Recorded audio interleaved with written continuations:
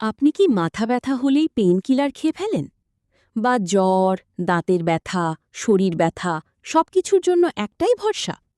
কিন্তু আপনি কি জানেন এই ছোট্ট একটা ট্যাবলেট আপনার শরীরে কিভাবে কাজ করে? আর ভুলভাবে নিলেই এটা লিভার ড্যামেজ, কিডনি ফেলিয়ার, এমনকি হার্ট রিস্ক পর্যন্ত বাড়াতে পারে। আজকের ভিডিওতে আমরা জানব পেইন কিলার আসলে কি, কিভাবে কাজ করে, কতটা নিরাপদ আর কখন এটা আপনার জন্য বিপদ হয়ে উঠতে পারে। পেইন কিলার কি? পেইনকিলার বা অ্যানালজেসিক হল এমন ওষুধ যা শরীরের ব্যথা কমায়। সবচেয়ে কমন কিছু পেইনকিলার: প্যারাসিটামল, আইবুপ্রোফেন, ডাইক্লোফেনাক। এগুলো সাধারণত দুইভাবে কাজ করে। মস্তিষ্কে ব্যথার সিগন্যাল কমিয়ে শরীরের ইনফ্লেমেশন কমিয়ে দেয়। পেইনকিলারের প্রকারভেদ: ১. নন ওপিয়েড পেইনকিলার, যেমন প্যারাসিটামল, হালকা থেকে মাঝারি ব্যথায় ব্যবহৃত হয়। ২. NSAID, non steroidal anti inflammatory drugs, যেমন আইবুপ্রোফেন, ডাইক্লোফেনাক, ন্যাপ্রক্সিন, ব্যথা প্লাস ইনফ্লেমেশন কমায়। ৩.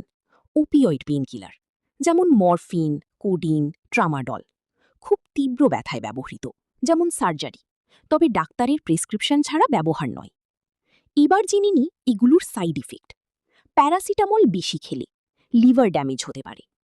এনএসএআইডি বেশি নিলে গ্যাস্ট্রিক সমস্যা, আলসার, কিডনি ড্যামেজ হতে পারে। ওপিয়েড মাত্রা অতিরিক্ত গ্রহণে আসক্তি, অ্যাডিকশন, ঘুম ঘুম ভাব, শ্বাসকষ্ট হতে পারে। দীর্ঘদিন পেইনকিলার খেলে হার্টের সমস্যাও হতে পারে। আমরা অনেকেই কিছু ভুল করি। একই সাথে একাধিক পেইনকিলার খাওয়া, খালি পেটে এনএসএআইডি খাওয়া, ডোজ না মেনে খাওয়া, প্রতিদিন অভ্যাস করে ফেলা, এগুলো ধীরে ধীরে শরীরের ক্ষতি করে। সঠিক ব্যবহার কিভাবে করবেন? ডাক্তারের পরামর্শ অনুযায়ী খান, নির্দিষ্ট ডোজ মেনে চলুন, দীর্ঘদিন নিজে নিজে খাবেন না। খাওয়ার আগে খাবার খেয়ে নিন। এনএসএআইডি হলে অন্য ওষুধের সাথে ইন্টারাকশন আছে কিনা খেয়াল করুন। কখন অবশ্যই ডাক্তার দেখাবেন? ব্যথা ৩-৪ দিনের বেশি থাকলে, বারবার পেইনকিলার লাগলে, বুক ব্যথা বা তীব্র মাথা ব্যথা হলে, কোনো অদ্ভুত সাইড ইফেক্ট হলে। পেইনকিলার আপনার প্রয়োজনের বন্ধু, কিন্তু ভুলভাবে ব্যবহার করলে এটাই হতে পারে আপনার শত্রু। তাই সচেতন হন, নিরাপদ থাকুন।